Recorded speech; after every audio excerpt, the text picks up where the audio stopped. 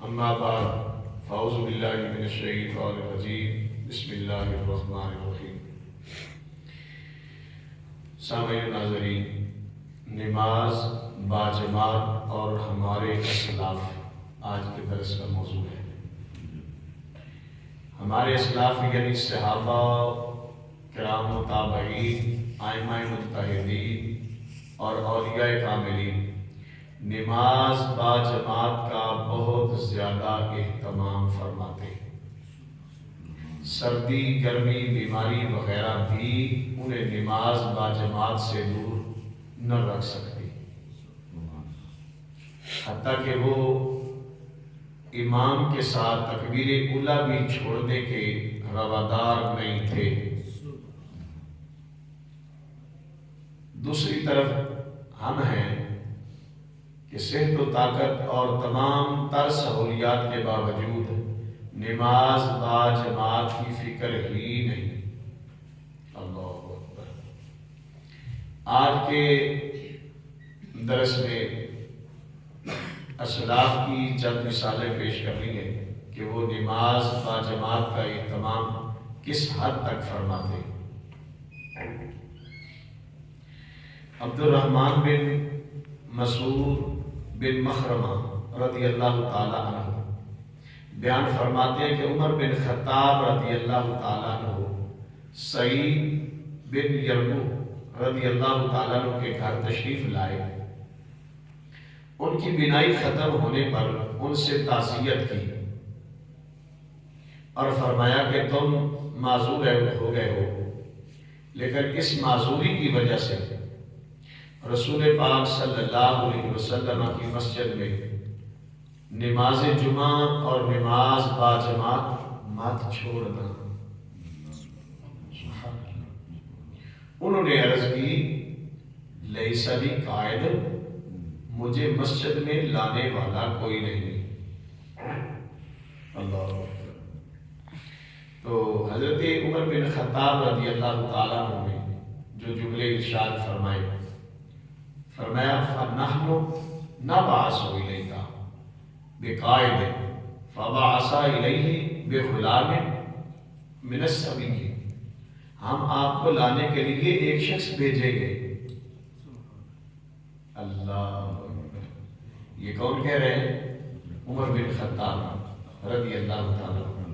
آپ نے فرمایا کہ آپ فکر مت کریں، ہم آپ کا اہتمام کریں گے، کوئی غلام بھیجیں گے آپ کے لیے، کوئی خادم آپ کو رکھ کر دیں گے جو آپ کو ہر روز نماز کے وقت گھر سے لے جائے مسجد میں اور مسجد سے گھر تک چھوڑ جائے۔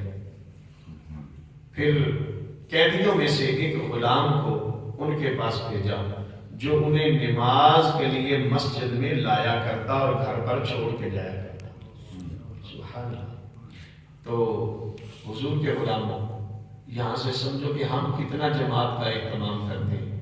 اللہ پاک نے ہمیں صحیح سلامت نظر بھی عطا کی ہے، پاؤں بھی صحیح چلنے کے لیے دیے ہیں، ہاں جی، دیکھنے کے لیے نظر بھی دی ہے، سننے کے لیے کان بھی دیے ہیں، جسم صحیح سلامت دیا ہے۔ تو پھر چاہیے نا ہم بھی جماعت کا اہتمام کریں۔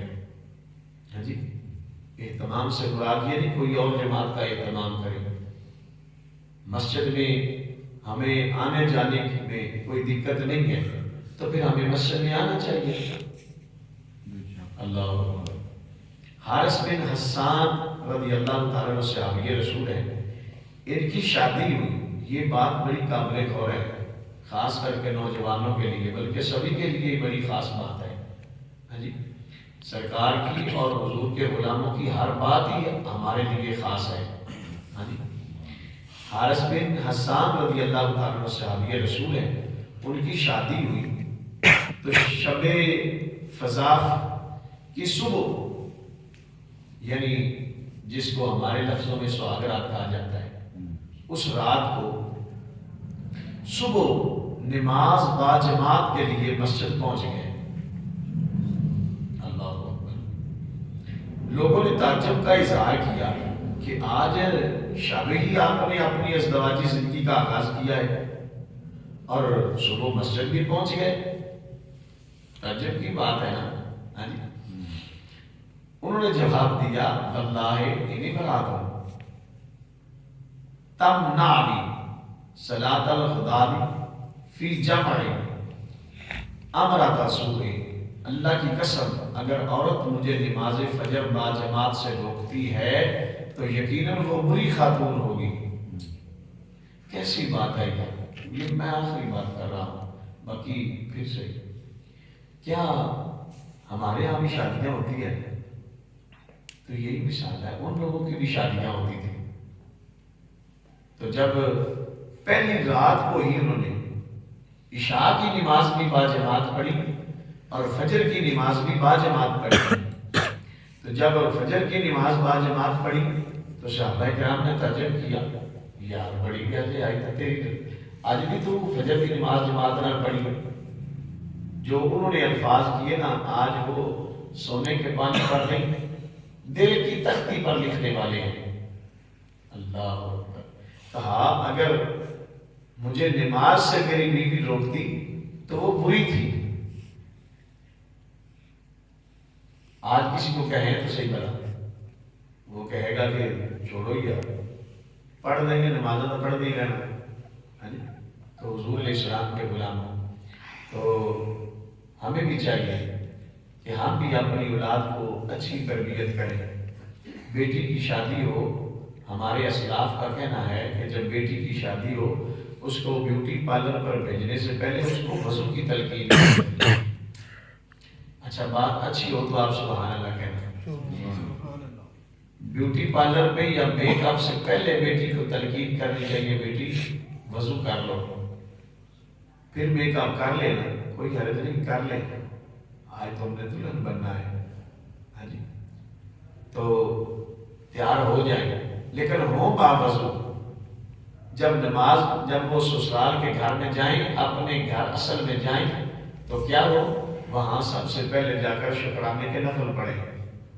انہیں ڈر ہوتا ہے کہ جب ہم وضو کریں گے اتنا 50-60 ہزار روپیہ ہم نے لگایا ہے، وضو کریں گے تو وہ تو سارا کچھ اتر جائے گا۔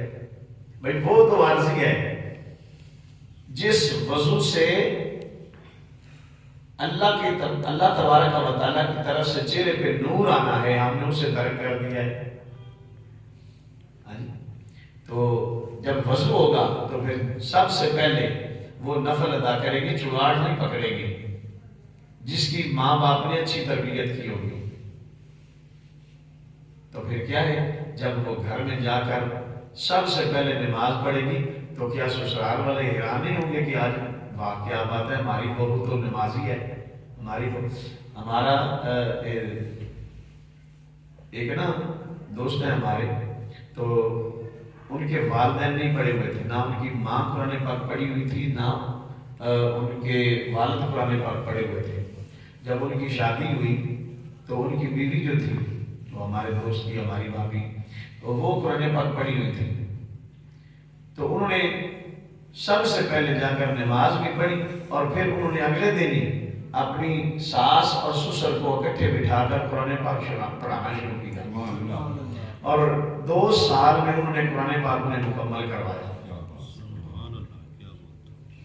ہاں جی، تو جب ایسی بہو ہوں گی تو گھر میں کیا ہوگا؟ اچھا بہو جڑی نو جڑی استاد ہوگی تو سس لڑے گی،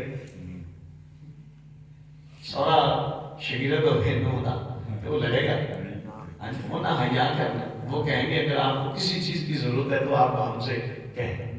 ان کا بیٹا اگر اس سے کسی وقت بھی ناراض ہوگا تو وہ ڈانٹے کی خبردار سائٹی استاد ہے۔ گھر میں ماحول اچھا ہوگا نا۔ اچھا یہ کس کی برکت ہے؟ دین کی برکت ہے، یہ قرآن پاک کا فیضان ہے۔ تو اللہ تبارک و تعالیٰ آپ کو اور مجھے عمل کی توفیق عطا فرمائے، اپنی اولاد کی اچھی تربیت کی توفیق عطا فرمائے، آمین بجاہ نبی الکریم صلی اللہ علیہ وسلم۔